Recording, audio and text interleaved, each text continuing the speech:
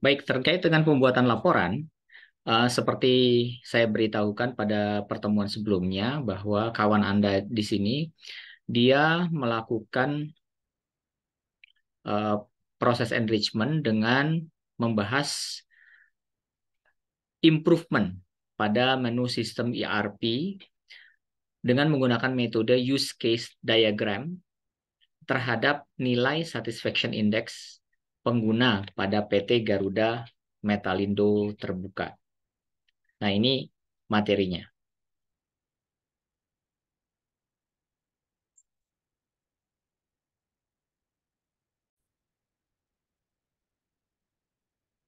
Terkait dengan laporan chapter kedua, di bab 2 ini nanti tolong Anda buat laporan kegiatan. Di dalam laporan kegiatan tersebut ada yang pertama itu proses bisnis. Kira-kira proses bisnis yang terjadi di dalam perusahaan Anda itu seperti apa? Misalkan kalau sekiranya Anda meneliti tentang production planning inventory control, maka Anda menuliskan urutan dari tahapan kinerja PPIC di perusahaan Anda itu seperti apa. Nah, di sini proses bisnisnya yang dilakukan oleh kawan Anda itu terkait dengan kegiatan PPIC, Production Planning Inventory Control.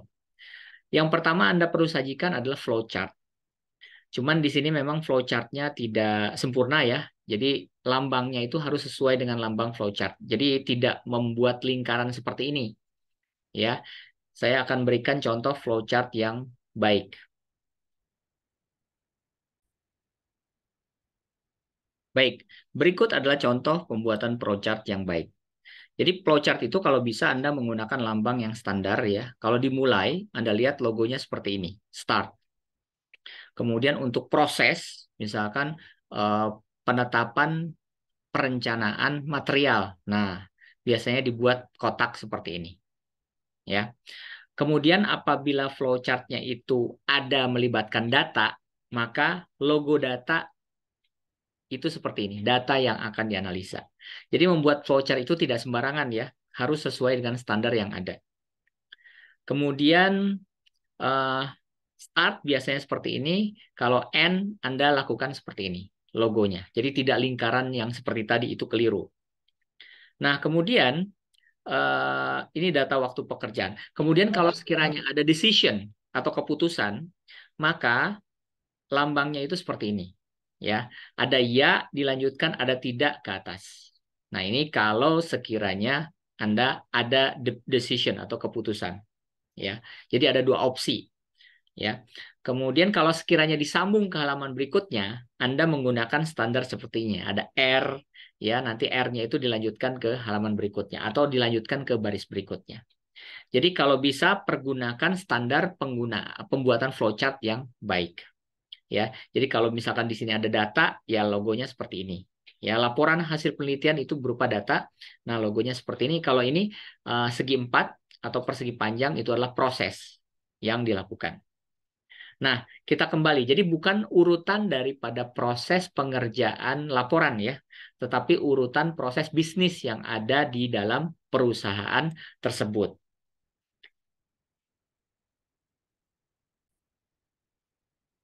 Nah, seperti misalkan ini. Ya, walaupun ini keliru, tetapi prosesnya cukup benar. Ya, jadi tahapan PPIC itu apa saja? Nah, di sini Anda harus melihat. Berarti tahapan yang Anda amati di dalam perusahaan, misalkan pertama dia melakukan peramalan, ya kan? Kemudian dia melakukan Master Production Scheduling MPS. Nah, kemudian setelah itu baru proses produksi. Setelah proses produksi, baru terkait dengan produk itu mau ditaruh di mana, di gudang, berarti di warehouse, ya.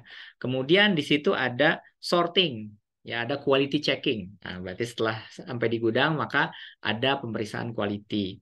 Kemudian preparing of packing, ya, berarti ada proses pengepakan. Tetapi scope ini tergantung kepada subjek yang Anda pilih pada saat Anda melakukan penelitian di perusahaan tersebut. Ya, karena kawan Anda ini memilih proses PPIC, maka dia harus membuat langkah-langkah urutan dari PPIC tersebut. Kalau sekiranya nanti Anda membuat EOQ, Economic Order Quantity, apa saja langkah-langkahnya tentunya harus menyesuaikan. Kemudian baru sampai ke customer. Selesai. Nah, di sini ada proses-proses pendukung seperti misalkan untuk membuat MPS, Master Production Schedule, ini dasar untuk menentukan Capacity Requirement Planning. Nah, ini yang disebut sebagai proses bisnis. Jangan lupa, di dalam penerapan proses bisnis Anda harus memberikan keterangan, misalkan gambar 2.1 sesuai dengan urutan. Nah, ini juga gambar 2.1 ya, sesuai dengan urutan. Jangan lupa, Anda harus menuliskan sumber. Kalau sekiranya sumbernya diperoleh dari perusahaan, perusahaan sudah ada, ya sudah, Anda tuliskan di PT apa. Tetapi kalau misalkan Anda membuat sendiri flowchart-nya, maka Anda ditulis diolah oleh penulis, gitu ya. Nah, ini poin pertama. Berikutnya adalah judul proyek. Anda harus menjelaskan kira-kira judul proyeknya apa. Nah, di sini judul proyeknya adalah pengaruh improvement atau perbaikan pada menu sistem ERP dengan menggunakan metode use case diagram terhadap nilai satisfaction index pengguna PT Garuda Metalindo. Nah, itu judulnya. Kemudian 222 latar belakang. Nah, jadi di dalam subbab proyek ini ada judul proyek, kemudian ada latar belakang, kemudian ada rumusan masalah apa saja yang ada di perusahaan tersebut, kemudian ada tujuan, kemudian ada penuntasan tugas dan penanganan masalah. Nah, saya hanya akan menjelaskan 2.2 dulu aja ya di pertemuan kali ini terkait dengan proyek. Nah, jadi proyeknya apa? Nah, bagian dari proyek, judul proyek, kemudian latar belakang. Di dalam latar belakang, di sini kawan Anda menulis eh, beberapa alinea ya, beberapa paragraf. Paragraf 1, paragraf 2, kemudian paragraf 3, paragraf 4. Nah, apa saja isinya? Di sini kawan Anda menulis tentang paragraf 1, menceritakan tentang latar belakang kenapa dia terhubung dengan perusahaan tersebut, ya. Nah, kebetulan dia bekerja. Kemudian apa saja yang dia lakukan di situ. Nah, ini Anda jelaskan. Kemudian pada saat dia masuk ke perusahaan itu, dia membantu di departemen apa. Nah, ini Anda jelaskan juga. Kemudian di sini kan penulis menulis tentang ERP atau subjeknya, Enterprise Requirement Planning. Nah, dengan menggunakan ERP tersebut, apa sih yang bisa didapatkan atau yang bisa membantu perusahaan dengan adanya sistem ERP tersebut? Nah, di sini dijelaskan bahwa proses pencairan barang aktual versus data-data dari sistem ERP ternyata memiliki tingkat akurasi yang sangat rendah. Plus, masalah apa yang dihadapi oleh perusahaan. Nah, ini di paragraf 2. Nah, kalau sekiranya tidak ada masalah, berarti kan Anda harus membuat improvement, perbaikan. Ya. Nah, kemudian ini terkait dengan kelemahan sistem yang ada di perusahaan tersebut. Ya. Kemudian di paragraf berikutnya Anda perjelas lagi tuh. Oh, ternyata perusahaan tersebut mengalami masalah dengan tingkat kedisiplinan pencegahan dan inisiatif yang rendah dari operator dan admin di lapangan untuk melakukan update pergerakan barang. Jadi barangnya itu bergerak tidak terupdate dengan baik. Ya, masalahnya di situ. Kemudian Anda tuliskan kendala lain, misalkan kendalanya adalah proses tracing pada sistem ERP. Jadi kalau misalkan Anda mentrace, misalkan Anda ingin melacak, itu work in process-nya udah sampai di mana. Nah, Anda mengalami kesulitan, jadi tidak update. Ya, nah itu permasalahan yang ada di perusahaan tersebut. Nah, karena Anda concern terhadap ERP, teknologi ERP ini, maka Anda jelaskan juga apa sih teknologi ERP di latar belakang ini. Sehingga bukan si pembaca bukan hanya mengetahui masalah yang di perusahaan, tetapi apa sih sistem ERP tersebut. Nah, kalau sekiranya Anda punya literatur terkait dengan ERP, bagus, Anda masukkan. Nah, di sini contohnya literatur dari Wicaksono Mulyo, ya. Ya, di situ dikatakan bahwa berdasarkan tujuan dari penerapan ERP, seharusnya kinerja pengguna yang menggunakan ERP menjadi lebih produktif dan berkualitas dengan efektivitas ERP-nya. Semestinya seperti itu diharapkan ya. Nah, ini terkait dengan ERP. Oke. Nah, ini berkenaan dengan latar belakang. Kenapa Anda menulis terkait dengan ERP? Jadi latar belakang Anda tertarik dengan subjek laporan akhir dari enrichment itu eh, adalah adanya masalah di sana. Jadi kalau misalkan tidak ada masalah, nggak mungkin tidak ada masalah. Pasti ada masalah. Ya, nggak mungkin perusahaan itu tidak ada masalah. Pasti ada masalah. Kalau sekiranya Pak sama sekali nggak ada masalah, nggak mungkin. Bandingkan perusahaan tersebut dengan perusahaan lain kalau tidak ada masalah. Misalkan perusahaan lain dengan produk sejenis outputnya 120, kenapa Anda cuma 30? Nah, itu kan berarti kan bermasalah, gitu kan. Perusahaan lain bisa menjual produknya misalkan 100.000 per unit, ya. Kenapa Anda menjual sampai 200.000? Itu kan masalah. Jadi tidak mungkin di dalam sebuah proyek itu tidak ada masalah. Pasti ada masalah. Jadi kemarin saya sempat mendapatkan masukan, Pak, perusahaan saya tidak ada masalah, impossible, nggak mungkin. Berarti kalau misalkan tidak ada masalah, berarti Anda tidak teliti dalam melihat kondisi yang ada di perusahaan. Kalau misalkan tidak ada masalah itu, bandingkan dengan perusahaan lain. Pasti ada masalah. Impossible kalau nggak ada masalah. Gitu ya. Nah, ini latar belakang. Kemudian, lanjut ke perumusan masalah tadi. Jadi apa bedanya Pak antara latar belakang dengan perumusan masalah? Latar belakang itu berupa paparan, tapi perumusan masalah ini lebih spesifik ya ke dalam bentuk pertanyaan. Ya, misalkan apa yang menjadi penyebab dari tingkat akurasi yang rendah pada sistem ERP perusahaan? Kenapa?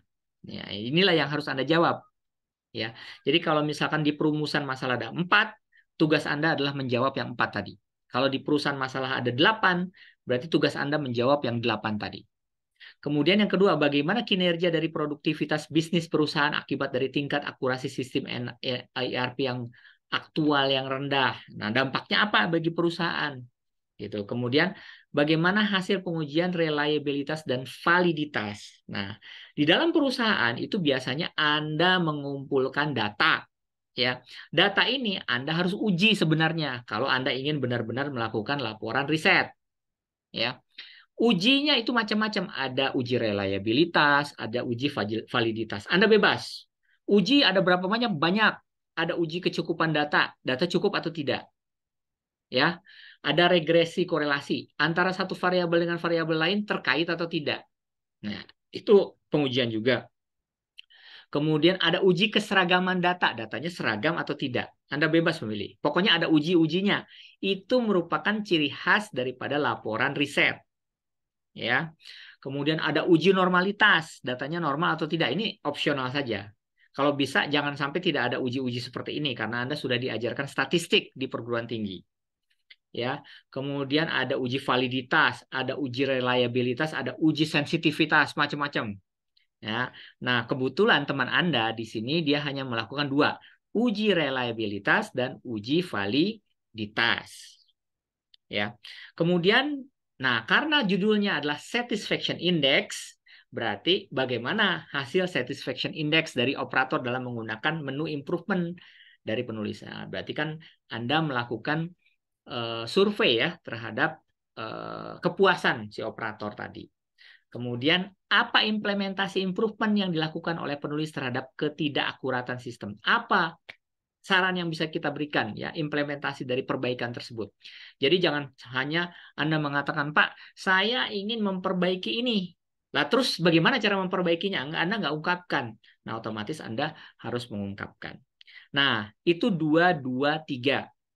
Nah, berikutnya adalah 224, tujuan. Ya. Nah, di sini tujuannya banyak sekali nih. Ya. Tujuannya adalah perusahaan yang memiliki proses alur kerja yang sistematis dan tertib akan meningkatkan performa kinerja katanya. Nah, tujuannya apa? Yang pertama, mengidentifikasi akurasi dari sistem ERP aktual di lapangan. Biasanya begitu kalau riset. Anda cek apa sih yang terjadi saat ini di lapangan. Ya. Anda nilai, Anda analisis, bagus tidak, gitu kan? Kemudian menganalisis tingkat produktivitas akibat dari proses pencarian barang yang tidak ditemukan. Nah, Ini kan masalahnya, ya. Jadi pada saat Anda ingin mencari komponen di gudang, kok susah ketemunya? Kalaupun ada di data 8, kenapa di gudang cuma 5? Nah, itu kan bermasalah. Itu kan masalah data. Apa yang menyebabkan itu bermasalah? Tadi kan masalahnya tidak terupdate. Jadi karyawan itu malas mengupdate data. Sehingga data yang ada di laptop, yang ada di komputer, itu tidak sama dengan data yang ada di lapangan. Kemudian menganalisis hasil pengujian reliabilitas dan validitas. Nah, enrichment itu kan Anda mengumpulkan data. Data jangan cuma dikumpulin, diuji. Tadi saya menyebutkan 10 jenis uji. Anda pilih yang mana? Yang sesuai dengan ya minimal 2 lah. Ada uji validitas, ada uji reliabilitas. Ya. Kemudian nah ini poinnya. Anda ingin mengecek satisfaction index. Satisfied nggak operator tersebut terhadap sistem yang ada di perusahaan? Nah, Anda kan ngecek berarti kan Anda melakukan apa tuh kuesioner. Kemudian dari hasil kuesioner itu Anda analisis. Nah, ini analisis. Nah, ini adalah tujuannya. Ya, Anda ingin mengikuti tujuan ini silahkan. Gitu. Tetapi harus disesuaikan dengan materi yang Anda pilih. Baik, ini terkait dengan laporan chapter 2 atau bab 2, laporan kegiatan yang terdiri dari 21 proses bisnis, kemudian 22 proyek, apa saja. Proyek itu terdiri dari 3, ada judul, ada latar belakang, ada tujuan. Ya. Kemudian 223 yaitu perumusan masalah. Perumusan masalah dan tujuan tadi. Baik, ini terkait dengan materi yang saya berikan.